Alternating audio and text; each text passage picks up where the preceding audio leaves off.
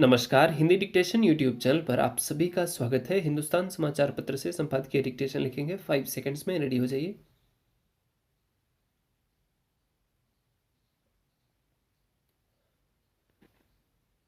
सर्वोच्च न्यायालय के कुछ फैसले ऐसे होते हैं जो व्यावहारिक रूप से व्यापक और अनुकरणीय होते हैं। एक ही मुकदमे में न्यायालय ने दो ऐसी टिप्पणियां की हैं जिन्हें याद रखा जाएगा। पहली टिप्पणी का सार यह है कि अदालतों को लड़का लड़की में भेद नहीं करना चाहिए।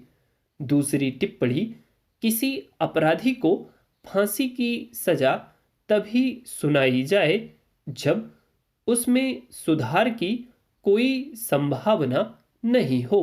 देश के प्रधान न्यायाधीश डी.वाई. चंद्रचूड़, न्यायमूर्ति हिमा कोहली व न्यायमूर्ति पी.एस. नरसिम्हा ने 7 साल के एक बच्चे के अपहरण व हत्या के दोषी याचिकाकर्ता सुंदरराजन की मौत की सजा को कम करते हुए ये टिप्पणियां की हैं।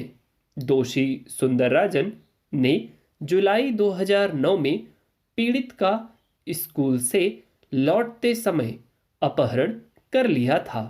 निचली अदालतों में दोष सिद्ध हो चुका था, फिर भी अपराधी ने बचने के लिए सर्वोच्च न्यायालय में अपील की थी।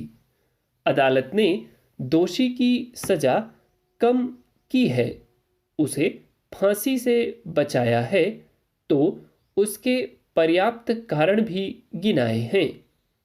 बहरहाल बात पहले लिंग भेद की। यह बात गौर करने की है कि सर्वोच्च न्यायालय ने इसी मामले में पहले लिंग भेद प्रेरित टिप्पणी की थी और अब सर्वोच्च न्यायालय ने ही सुधार की कोशिश की है। प्रधान न्यायाधीश के नेतृत्व वाली पीठ ने दोष सिद्धि के खिलाफ की गई अपील पर फैसला करते समय न्यायालय द्वारा पितृसत्तात्मक भाषा के इस्तेमाल पर आपत्ति जताई है। अदालत ने पहले टिप्पणी करते हुए इशारा किया था कि फिरौती के लिए विशेष बच्चे के अपहरण का विकल्प सुनियोजित था। मृतक के माता पिता के 4 बच्चे थे, 3 बेटियां और 1 बेटा। इकलौते बेटे का अपहरण उसके माता पिता के मन में अधिकतम भय उत्पन्न करने के लिए था।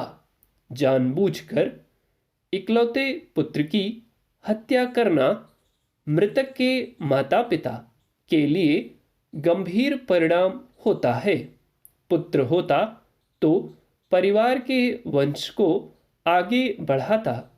ऐसी भाषा पर प्रधान न्यायाधीश ने रोष जताया है, तो यह स्वागत योग्य है। पितृसत्ता या लिंग भेद के लिए संविधान में भी कोई जगह नहीं है। फिर अदालती व्यवहार व भाषा में यह भेद तो अचंभित करता है। अदालती फैसलों के ऐसे कई उदाहरण मिल जाएंगे जिनमें लिंग भेद हावी दिखा है। सर्वोच्च न्यायालय के ताजा व सुखद टिप्पणी का असर सभी निचली अदालतों तक पहुंचे तो भारत में समता और न्याय की बुनियाद मजबूत होगी। वाकई अदालत के लिए यह मायने नहीं होना चाहिए कि कोई लड़का है या लड़की। अपराध सिर्फ अपराध है।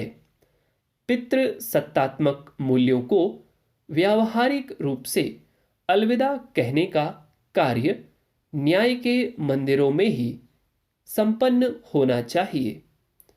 अब बात अधिकतम सजा की। सर्वोच्च न्यायालय ने कहा है कि किसी अपराधी को केवल अपराध की गंभीर प्रकृति के आधार पर मौत की सजा नहीं दी जा सकती। यह सजा तभी दी जाए जब अपराधी में सुधार की कोई संभावना न हो। अदालतों को सुधार और पुनर्वास पर भी विचार करना चाहिए। इस मुकदमे में दोषी के सुधार की संभावना साफ दिखती है। जेल में उसका आचरण सही है। उसने डिप्लोमा भी किया है।